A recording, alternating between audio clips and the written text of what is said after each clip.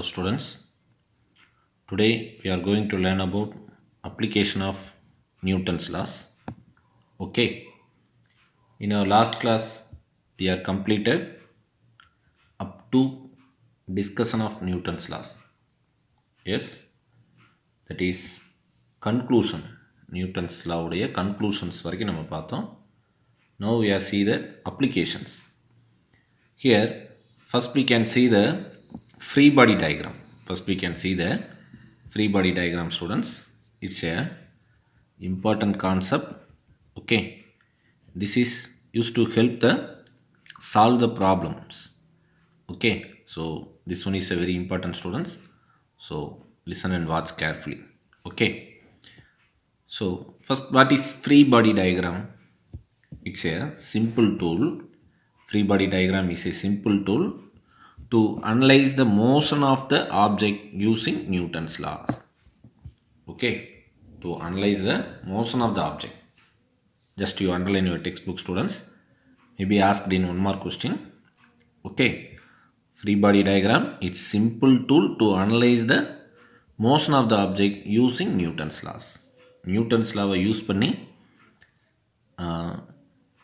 ஒரு ஆப்ஜெக்டுடைய மோஷனை அனலைஸ் பண்ணுறதுக்கு நம்ம யூஸ் பண்ணக்கூடிய ஒரு டயக்ராம் தான் என்ன சொல்கிறாங்கன்னா free body diagram.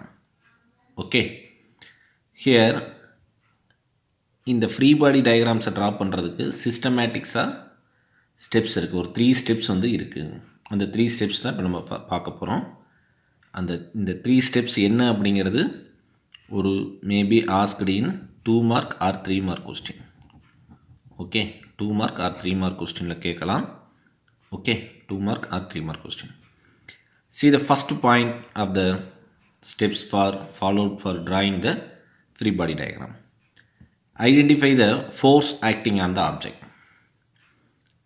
Identify the forces acting on the object. அந்த ஆப்ஜெக்டில் என்னென்ன ஃபோர்ஸ் ஆக்ட் ஆகிட்டு இருக்குங்கிறத ஃபஸ்ட்டு ஐடென்டிஃபை பண்ணணும்.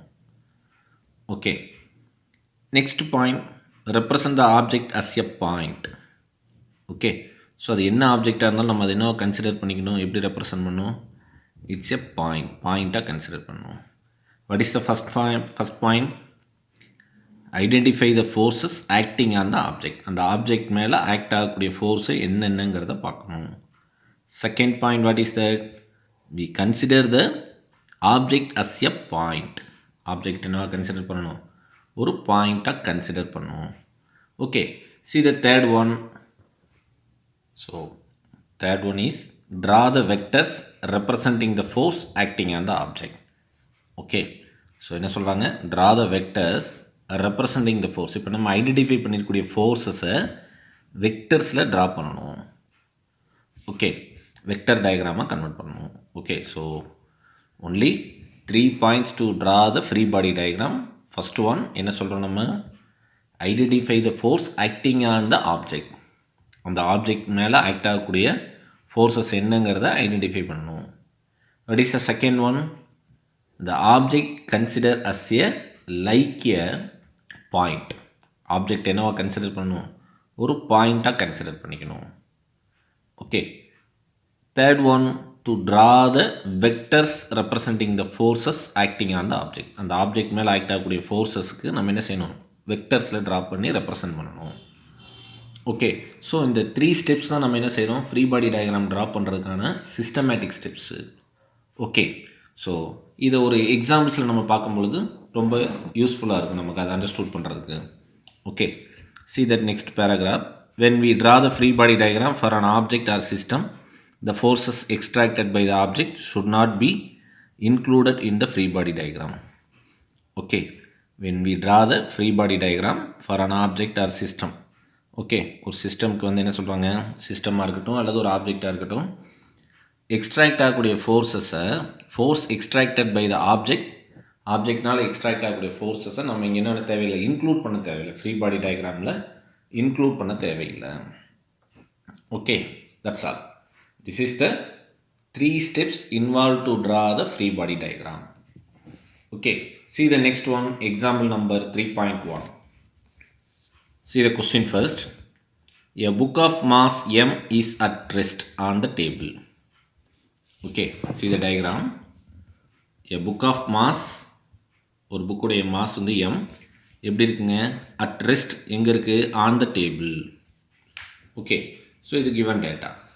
What is the question here? What are the forces acting on the book? First question, what are the forces acting on the book? This is the first one. What is the second one? What are the forces extracted by the book? Okay. What is the third one? Draw the free body diagram for the book. Okay. So இப்போ நம்ம free body டயக்ராமை understood பண்ணுறதுக்கு ஒரு simple example problem தான் இப்போ நம்ம பார்த்துட்டு இருக்கிறது. Okay, so once again we read the question. A book of mass m is at rest on the table. Here the question is, what are the forces acting on the book? What are the forces extracted by the book? And draw the free body diagram for the book. Okay, this is the question. First we find the what are the forces acting on the book. அந்த book மேலே act ஆகக்கூடிய forces என்னங்கிறது கொடுத்துருக்கூடிய diagram வச்சு நம்ம identify பண்ணலாம். This is the first step to draw the free body diagram. Okay, this is the first step. See the solution. There are two forces acting on the book. See the diagram. இப்போ book வந்து நமக்கு இங்கே பார்க்கும்பொழுது at ரெஸ்ட்டில் இருக்குது. அப்போ ஆட்டோமேட்டிக்காக ஒரு table மேலே இருந்தாலும் டவுன்வர்டில் கிராவிடேஷன் ஃபோர்ஸ் இருக்கும்.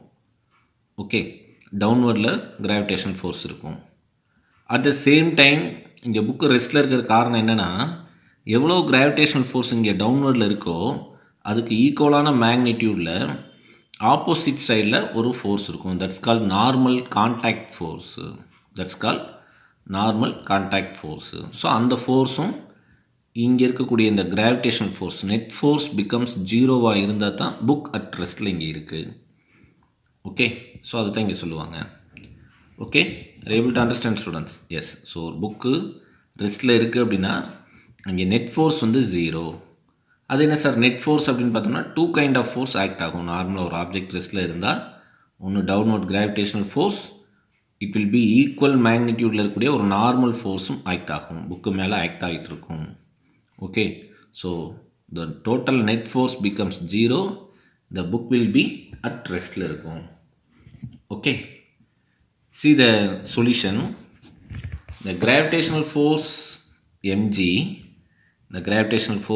mg, ஏன் சார் நார்மலாக நியூட்டன் செகண்ட் லாவில் நம்ம என்ன சொல்லுவோம், ஃபோர்ஸ்க்கான expression F is equal to ma. What is a? Acceleration. Okay, this is the acceleration. But what is g? Acceleration due to gravity.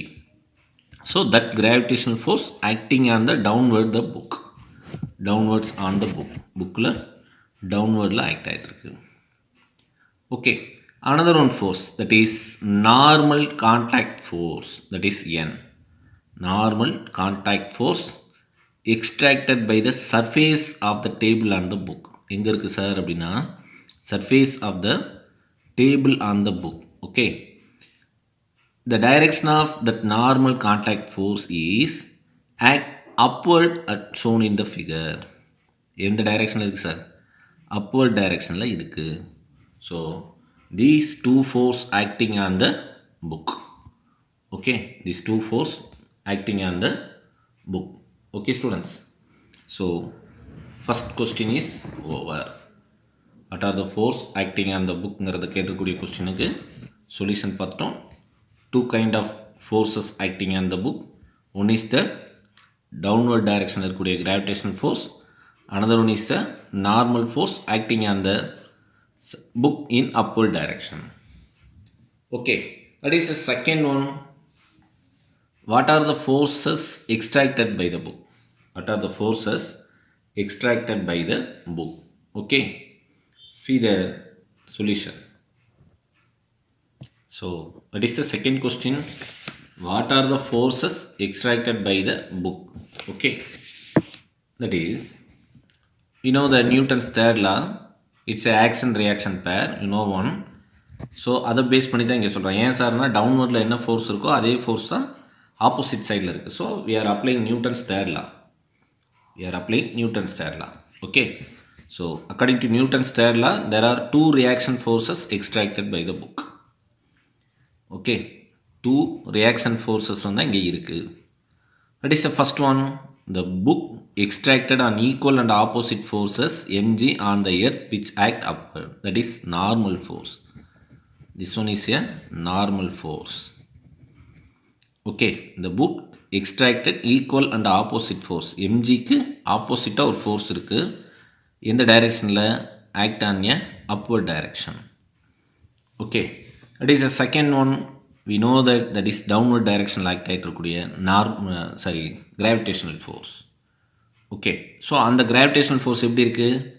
இந்த நார்மல் ஃபோர்ஸுக்கு ஆப்போசிட் டைரெக்ஷனில் இருக்குது. ஸோ அதான் இங்கே சொல்லுவாங்க பாருங்கள். The book extracted a force which is equal and opposite to the normal force. First பாயிண்டில் பார்த்தீங்கன்னா gravitational ஃபோர்ஸுக்கு ஆப்போசிட்டில் இருக்கும் அப்படிம்பாங்க. செகண்டில் சொல்லும்பொழுது என்ன? நார்மல் ஃபோர்ஸுக்கு ஆப்போசிட்டில் ஒரு ஃபோர்ஸ் இருக்கும், அது கிராவிடேஷனல் ஃபோர்ஸ். அந்த ஃபோர்ஸோட டைரெக்ஷன் என்ன? Downward direction. First case upward direction, that is normal force. Second சொல்கிறது என்னென்னா downward force, this is called gravitational force.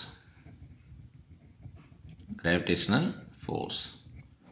Okay, that's all. This is the two forces extracted on the book. Okay, that's all. What is the next one? Draw the free body diagram. See the question. Draw the free body diagram. Okay, see the free body diagram. What is the first point of the free body diagram? To identify the forces acting on the book. So identify பண்ணிட்டோம். Two forces இருக்குது, normal force and gravitational force. Two kind of force டயக்ராம்லேயே கொடுத்துட்டா we are identify the forces. It's a first point over. So what is the next one? Represent the object as a point. ஒரு பாயிண்ட்டாக consider பண்ணணும். So இப்போ இந்த புக்கை நான் இன்னும் இங்கே கன்சிடர் பண்ணுறோம், ஒரு பாயிண்ட்டாக கன்சிடர் பண்ணுறோம். Okay, what is the third one? Draw the vectors representing in the force acting on the object. அப்போ ஃபோர்ஸுங்கிறது உங்களுக்கு தெரியும், it's a vector quantity. So வெக்டரில் நம்ம ட்ரா பண்ணணும். அப்போ வெக்டரில் என்ன? புக்கில் இருந்து அப்வர்ட் டைரெக்ஷனில் நார்மல் ஃபோர்ஸு. ஸோ அப்வர்ட் டைரெக்ஷனில் வெக்டர்ஸில் ட்ரா பண்ணிட்டோம். What is the next one? That is gravitational force in downward direction. அப்போ டவுன்வர்ட் டைரெக்ஷனில் இங்கே வெக்டரில் இது பண்ணிட்டோம். ஸோ வெக்டரில் நம்ம ட்ரா பண்ணிட்டோம். இப்போ இங்கே நம்ம கவனிக்க வேண்டிய ஒரு விஷயம் என்ன அப்படின்னு பார்த்திங்கன்னா, வெக்டர் அப்படின்னு சொல்லும்பொழுது பார்த்திங்கன்னா மேக்னிடியூட் பிகம்ஸ் ஈக்குவல். இங்கே ரெண்டு ஃபோர்ஸோட மேக்னிடியூட் ஈக்குவல். இதை வெக்டரில் எப்படி சார் நம்ம சொல்லுவோம்? The length of the vector is equal length இருக்கணும். இப்போ நார்மல் ஃபோர்ஸு என்ன லென்த்தோ அதே தான் கிராவிடேஷனல் ஃபோர்ஸ் இருக்கணும். ஓகே, ஸோ இந்த லென்த், இந்த ஏரோ டு இந்த புக் வரைக்கும் என்ன லென்த்தோ அதே லென்த் தான் புக் டு எம்ஜி வரைக்கும் இருக்கணும். சரியா? அதை தான் இங்கே நோட்டில் மென்ஷன் பண்ணியிருப்பாங்க. இந்த பாயிண்டில் பார்த்தீங்கன்னா தெரியும், நோட் கொடுத்துருக்காங்க பாருங்கள். இந்த free body diagram as a magnitudes of the normal force and the gravitational force are same. இந்த டயக்ராமில் சொல்கிறது தான், நார்மல் ஃபோர்ஸும் கிராவிடேஷனல் ஃபோர்ஸுடைய magnitude become same. So automatic என்ன செய்யணும் நம்ம? the length of the both these vectors are also same. Okay, so அப்போ நம்ம என்ன செய்யணும்? ட்ரா பண்ணும் பொழுதே ஈக்குவல் லென்த்து மெஷர் பண்ணி நம்ம ட்ரா பண்ணணும். ஃப்ரீ பாடி டயக்ராம்னு மென்ஷன் பண்ணணும். என்ன கண்டிஷனில்? Magnitude two forces will be same மேக்னிடியூடாக இருந்தால் அந்த கண்டிஷனை ட்ரா பண்ணுவோம். இதுவும் என்ன பண்ணுவாங்க? எக்ஸாம் பாயிண்ட் ஆஃப் வியூவில் கவனிக்கக்கூடிய ஒரு விஷயம். ஈக்குவல் லென்த்தில் இருக்கா, சும்மா கோடு மட்டும் போட்டிருக்காங்களா இல்லை ஈக்குவல் லென்த் கொடுத்துருக்காங்களாங்கிறத செக் பண்ணுவாங்க. Okay, that's all. See the next one, that is example number 3.2. Example number 3.2. See the example number 3.2. If two objects of mass 2.5 kilogram, if two objects of mass 2.5 masses of 2.5 kilogram and 100 kilogram. Okay, ரெண்டு ஆப்ஜெக்டுடைய mass கொடுத்துருக்காங்க. ஒன்று வந்து 2.5 kilogram, another one 100 kilogram. Experience the same force 5 Newton. அந்த ரெண்டு ஆப்ஜெக்ட்டுமே experience பண்ணக்கூடிய ஃபோர்ஸோட magnitude 5 Newton. What is the question here? What is the acceleration experienced by the each of them? What is the acceleration experienced by each of them. Okay, simple one. So இப்போ நம்ம பாருங்கள் இங்கே என்ன செய்யலாம் அப்படின்னு பார்த்தீங்கன்னா from Newton second law, you know the Newton second law. What is the mathematical expression for Newton second law? We take only magnitude F is equal to ma. At the same time, it's in vector form.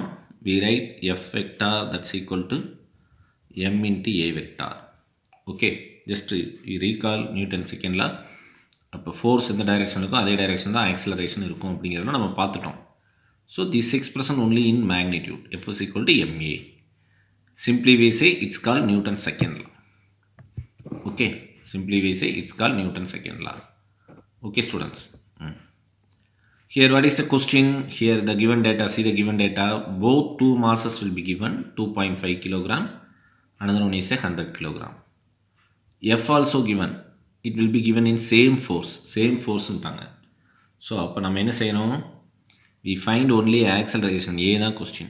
அப்போ A is equal to F by m. First case எடுத்துக்கங்க 2.5 kilogram.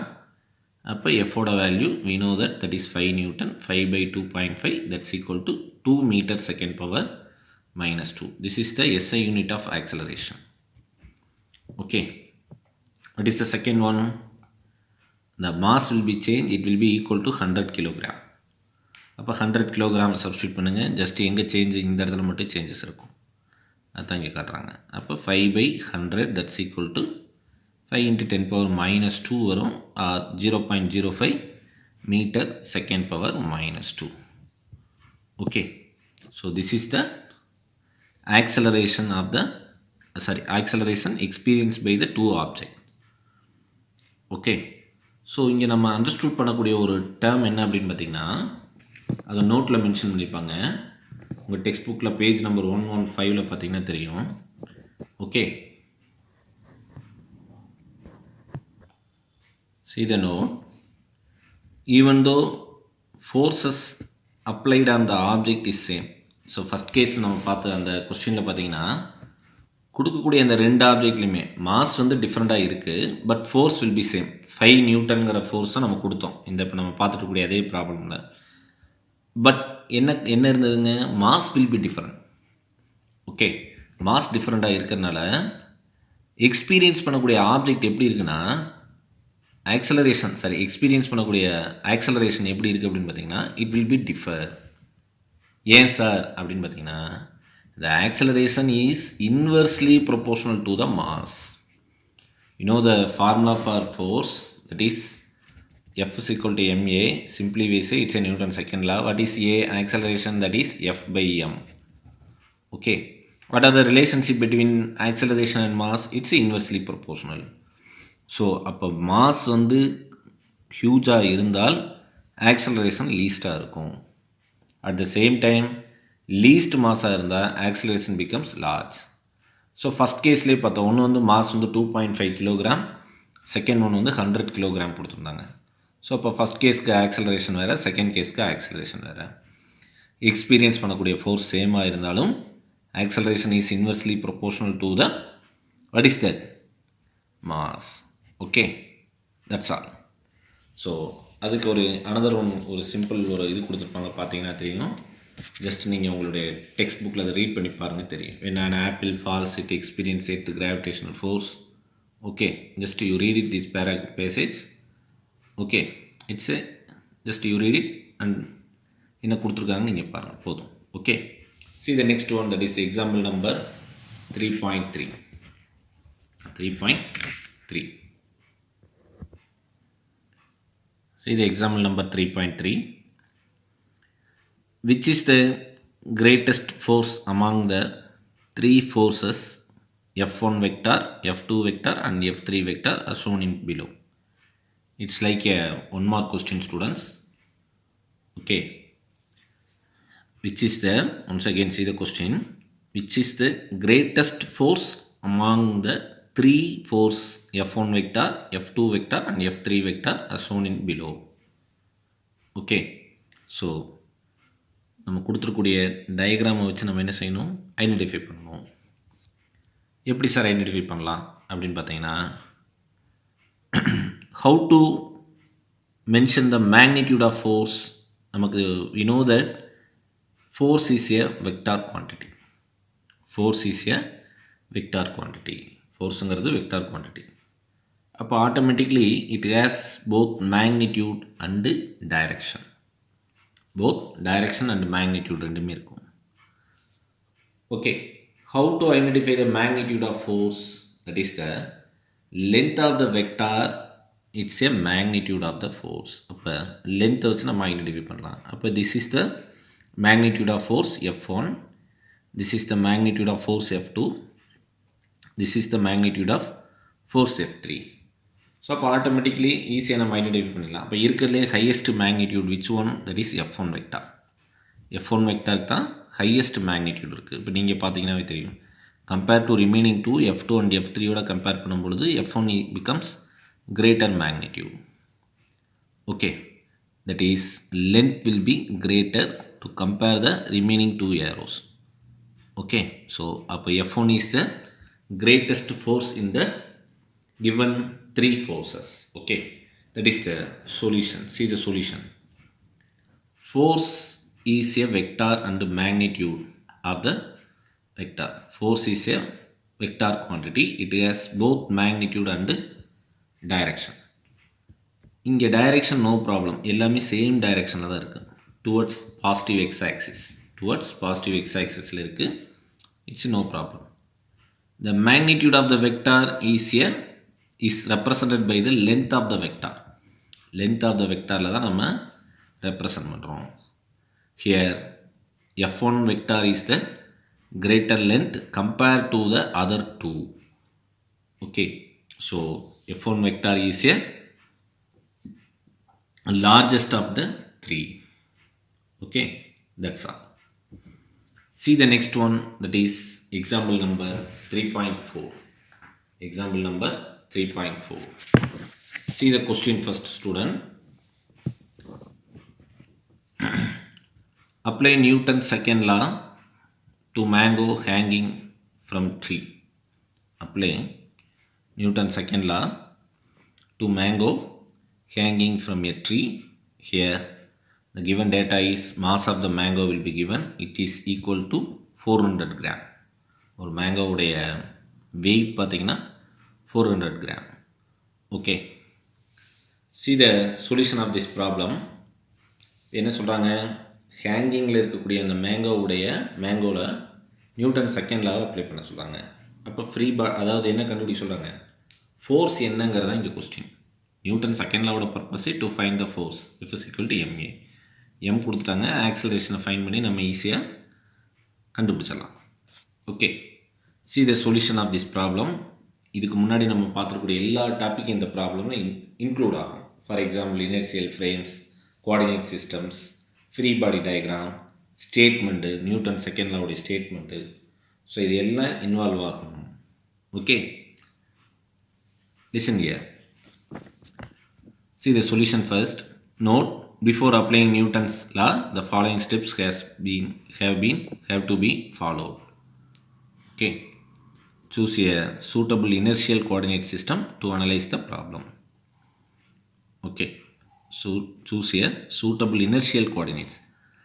You know the inertial frame and the non-inertial frame. Already I told, இது வரைக்கும் நம்ம பார்த்துருக்கூடிய எல்லா topic இந்த கொஸ்டின்ஸில் வரும் அப்படின்னு. அப்போ இனர்ஷியல் அண்ட் நான் இனர்ஷியல் ஃப்ரேம்ங்கிறத நம்ம படிச்சிருக்கோம். Inertial means that is velocity becomes constant, non accelerated frames. Okay, non inertial frame is a accelerated frames. Okay, just you recall. அப்போ inertial coordinate systems to analyse the problem. For the most of the case we can take earth as a inertial coordinate system. Earth என்ன consider பண்ணலாம், inertial coordinate சிஸ்டமாக consider பண்ணுறோம். Second point, identify the system to which Newton's law needed to be applied. Identify the system to which Newton's law need to be applied. எங்கே நம்ம apply பண்ணுங்கிறத identify பண்ணுறோம். எந்த சிஸ்டமில்? The system can be single object or more than one object. எப்படி வேணாலும் இருக்கலாம். என்ன சொல்கிறாங்க, சிங்கிள் ஆப்ஜெக்டாக இருக்கலாம் அல்லது மோர் தென் ஒன் ஆப்ஜெக்டாக இருக்கலாம். Okay, that is the next one, to draw the free body diagram. To draw the free body diagram. Okay, what is the next one? That is, once the force acting on the systems are identified and the free body diagram is drawn, apply Newton's second law. In the left hand side of the equation, write the force acting on the system in vector notation and equate to the right hand side of the equation, which is product of mass and acceleration. Acceleration should be also in vector notation. It's nothing, ஒன்றும் இல்லை. என்ன சொல்கிறாங்க? F is equal to ma. இதை தான் இந்த பேரால் சொல்கிறாங்க. இது வரைக்கும் சொல்கிறோம். ஃப்ரீ பாடி டயக்ராம் ட்ரா பண்ணிவிட்டு நியூட்டன் செகண்ட் லாவை சொல்கிறாங்க. In left hand side of the equation right the force acting on the system. அந்த சிஸ்டம் எப்படி இருக்கலாம்? ஒரே ஒரு மேங்கோவாக இருக்கலாம், நம்பர் ஆஃப் மேங்கோவாக இருக்கலாம். ஓகே, அப்போ எஃப்ங்கிறத சொல்லிட்டான். அப்போ எம்ங்கிறது என்ன சொல்கிறாங்க? இந்த left hand side, first left hand side பாருங்கள். left hand side of the equation, write the forces acting on the system, F. Okay, and the system in vector notation சொல்கிறோம். And equate into the right hand side of the equation, which is product of mass into acceleration. That acceleration will be represented in a vector notation. Okay, இதான். What is the fifth one? In acceleration is given, the force can be calculated. If the force is given, acceleration can be calculated. Acceleration கொடுத்துட்டாங்கன்னா ஃபோர்ஸை calculate பண்ணலாம். இப்போ force கொடுத்துட்டா ஆக்சலரேஷனை calculate பண்ணலாம். இப்போ நமக்கு என்ன கொடுத்துட்டாங்க? இங்கே மாஸ் கொடுத்துட்டாங்க. மாஸ் மட்டும் தான் கொடுத்துருக்காங்க. Okay, see the solution. இது வந்து நம்ம ஸ்டெப்ஸை இன்வால்வ் பண்ணுறதுக்கு முன்னாடி நம்ம தெரிஞ்சக்கூடிய விஷயம். இப்போ நம்ம என்ன பண்ணுறோம்? டைரெக்டாக சொல்யூஷனுக்குள்ளே வரலாம். ஸோ ஃபஸ்ட்டு ஸ்டெப் என்ன சொன்னாங்க? இனர்ஷியல் கோஆர்டினேட் சிஸ்டமை சூஸ் பண்ண சொன்னாங்க. இப்போ நம்ம என்ன கன்சிடர் பண்ணோம்? எர்த்தை வந்து இனர்ஷியல் கோஆர்டினேட் சிஸ்டமாக கன்சிடர் பண்ணோம். Okay, so here we take a 2 coordinate system. We only consider 2 dimension. One is a x coordinate, x, another one is a y coordinate system, y. It's like a Cartesian coordinate system. Okay, how to represent how to represent x in vector, that is I cap, that is y, that is j cap. Okay, that's all. This is the first one is over. What is second one? Find the force என்னன்னு find பண்ண சொன்னாங்க. என்ன force அங்கே act ஆகுது? It's a 2 type of force will be acted. One is a gravitational force, அந்த மேங்கோவில் act ஆகிறது towards டவுன்வர்டில் இருக்கக்கூடிய gravitational force. Okay, டவுன்வர்டில் இருக்கக்கூடிய கிராவிடேஷனல் ஃபோர்ஸ் இருக்கும். இங்கே பார்த்தீங்கன்னா தெரியும், டவுன்வர்ட் டைரக்ஷன் இருக்கக்கூடிய கிராவிடேஷனல் ஃபோர்ஸ் இருக்கும். இங்கே டயக்ராமில் காட்டுறாங்க பாருங்கள். 2 kind of coordinate system initial frame consider பண்ணோம். This is x axis, this is y. Okay, இது ஒய், இது எக்ஸ். ஓகே ஸ்டூடெண்ட்ஸ், அப்போ first one what is that is gravitational force extracted by the mango acting on downward direction. Downward direction போகும்போது we represent the direction is negative y axis. Okay, negative y axisல இருக்கும். And another one, இப்போ gravitational ஃபோர்ஸுக்கு ஆப்போசிட்டில் இருக்கிறத நம்ம என்ன சொல்லுவோம்? Normal contact force R normal force. It's a tension அப்படின்னு நம்ம இங்கே எடுத்துக்கலாம். We consider a tension. It's nothing but force. இப்போ நம்ம வெயிட்னு சொல்கிறோம் பாருங்கள், அதுதான் tension. That is F is equal to mg. எங்கே? இந்த cord attach to the mango, அந்த மேங்கோவோட அட்டாச் ஆகிருக்கூடிய அந்த இது தான் இங்கே சொல்கிறாங்க. ஓகே, ஃபார் எக்ஸாம்பிள் இப்போ நம்ம இது ஒரு மேங்கோ கன்சிடர் பண்ணோம்னா இந்த இடத்துல இருக்கக்கூடியதான் அந்த டோட்டல் மேங்கோவையும் தாங்கக்கூடிய அந்த weight of the mango, that is called tension force. It is represent the letter T. Okay, that's all. இப்போ இந்த 2 ஃபோர்ஸஸ் தான் மேங்கோவில் ஆக்ட் ஆகிட்டு இருக்கக்கூடிய ஃபோர்ஸு. அதுக்கான ஃப்ரீ பாடி டயக்ராம் இங்கே கொடுத்துட்டாங்க பாருங்கள், தெரியும். ஓகே, ஸோ அப்போ என்ன சொல்லுவோம்? நம்ம மேங்கோவை ஒரு பாயிண்ட்டாக கன்சிடர் பண்ணோம், ஆப்ஜெக்டை. இப்போ நம்ம நம்பர் ஆஃப் மேங்கோஸ் அங்கே இருந்தாலும் ஒரே ஒரு மேங்கோவை மட்டும் கன்சிடர் பண்ணுறோம். ஓகே, அப்போ அதோட டவுன்வர்ட் டைரக்ஷனில் இருக்கக்கூடியது கிராவிடேஷனல் ஃபோர்ஸ், ஈக்குவல் லென்த்தில் அப்வர்டில் இருக்கக்கூடிய டென்ஷனல் ஃபோர்ஸ் ட்ரா பண்ணிடுறோம். கிராவிடேஷனல் ஃபோர்ஸ் என்ன டைரக்ஷனில் இருக்குது? நெகட்டிவ் ஒய் ஆக்சிஸில் இருக்குது. ஓகே, இது பாசிட்டிவ் ஒய் ஆக்சிஸில் இருக்குது. ஸோ அப்போ ஃபஸ்ட்டு கிராவிடேஷனல் ஃபோர்ஸை ஃபைண்ட் பண்ணுறாங்க. What is the formula for gravitational force using Newton second law? F is equal to ma. F is equal to ma. Vector நோட்டேஷனில் சொல்லணும்னு சொன்னாங்க. Here what is A? It's like a acceleration. It is acceleration due to gravity மாறும். Okay, acceleration due to gravity G. Okay, and the G ஓட direction minus J cap. Negative y axis தானுங்க. So இப்போ negative y axisனால் downward டைரெக்ஷனில் வரும். இப்போ negative follow பண்ணுவோம். இப்போ மைனஸ் ஒய் ஆக்சிஸ். அப்போ mg into minus g. This is the downward டைரெக்ஷனில் ஆக்ட் ஆகிட்டு இருக்கக்கூடிய gravitation force. Okay okay here mg is the magnitude of the gravitational force and minus j cap represent the unit vector in the negative y direction. Okay so இப்போ downward டைரெக்ஷனுடைய act ஆகிட்டு இருக்கக்கூடிய gravitation ஃபோர்ஸை find பண்ணிட்டோம். Tensional force nothing but it's a same magnitude இருக்கக்கூடிய gravitational force இருக்கக்கூடிய அதே மேக்னிடியூட் தான் டென்ஷனல் ஃபோர்ஸ்க்கு இருக்கும். Okay, T vectors equal to T into J gap.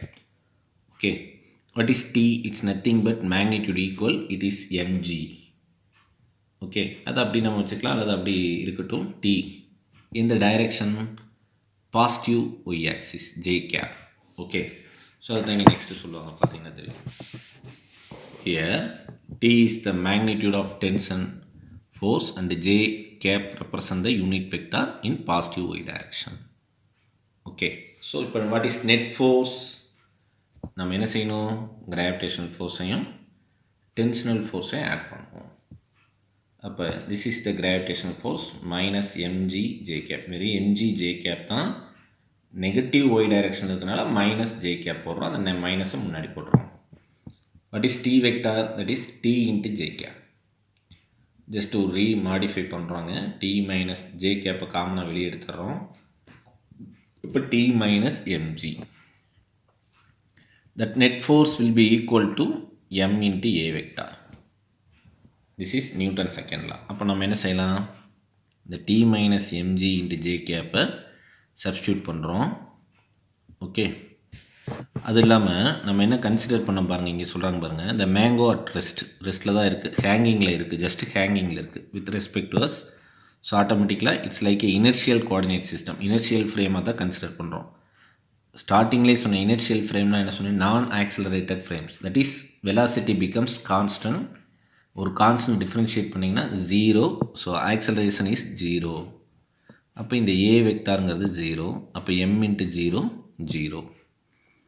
அது நம்ம என்ன செய்யலாம்? F nets equal to net force equal to this one.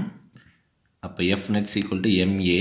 அப்போ ஈக்குவல் டு 0. அப்போ இந்த டேம் ஈக்குவல் டு 0ன்னு போடலாம். அப்போ ரெண்டையும் கம்பேர் பண்ணுங்கள். இந்த எக்ஸ்பிரஷனையும் எங்கே சார் அனதர் ஒன் இதையும் கம்பேர் பண்ணுறோம். இந்த ஜே கேப் இந்த ஜே கேப் கம்பேர் பண்ணும் பொழுது T minus MG equal to 0. இந்த மைனஸ் எம்ஜி இங்கிட்டு கொண்டு வாங்க. கொண்டு வந்துட்டோம்னா என்ன ஆயிருதுங்க? T equal to MG. ஏற்கனவே நான் சொன்னேன், டீக்கான ஃபார்முலா சொன்னேன். T equal to MG. Same magnitude தான் இருக்கும். கிராவிடேஷன் ஃபோர்ஸ்க்கு ஈக்குவலான மேக்னிடியூட் தான் இருக்கும். இப்போ மாஸ் வந்து கொடுத்துட்டான். கிவன் டேட்டாவில் மாஸ் கொடுத்துட்டாங்க. என்ன? M equal to 400 gram. அப்போ அந்த 400 கிராம் நம்ம என்ன பண்ணணும்? கிலோகிராமாக கன்வெர்ட் பண்ணணும். Just you divided by 1000. அப்போ 1000ஆல் டிவைட் பண்ணிங்கன்னா it will be converted into kilogram. Okay, கிலோகிராமாக மாறும். அப்போ தட் இஸ் ஈக்குவல் டு 0.4. அப்போ this is 400 gram equal to 0.4 kilogram. So this is m value.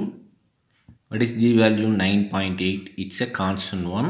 Acceleration due to gravity. Just you substitute. Just you multiply these two terms. This is 3.92 Newton. Act on the mango. Hanging ஆகிட்டு இருக்கக்கூடிய மேங்கோவில் இருக்கக்கூடிய ஃபோர்ஸோட value. இதே அளவுக்கு தான் gravitational force இருக்கும். But downward direction இருக்கும். Negative y ஆக்சிஸில் இருக்கும். அட் த சேம் டைம் 3.92 நியூட்டன்கிறது பாசிட்டிவ் ஒய் ஆக்சிஸில் இருக்கும். இந்த டயக்ராமில் பார்த்தீங்கன்னா தெரியும். ஓகே, இந்த ஃப்ரீ பாடி டயக்ராமில் சொல்லுவோம். Okay, that's all. ஜஸ்ட்டு நம்ம வீடியோஸ்க்காக நான் என்ன பண்ணேன், கொஞ்சம் ஸ்பீடாக சொன்ன மாதிரி இருக்கும் அந்த solution of this problem. Just நீங்கள் அந்த 3.4 ப்ராப்ளமை அண்டர்ஸ்டூட் பண்ணுங்கள். ஃபஸ்ட்டு என்ன கொடுத்துருக்காங்கன்னு படிச்சுட்டு அந்த ஸ்டெப்ஸ் என்னென்ன செய்யணுங்கிறத சொல்லியிருப்பாங்க. அதை தெரிஞ்சுக்கிட்டு சொல்யூஷன் பாருங்கள், ஈஸியாக இருக்கும். Okay, students. So today's class gets over. In this class we can discuss free body diagram and four example problems. Okay, students, just you go through this topic, students, today. Okay, that's all. Thank you, students.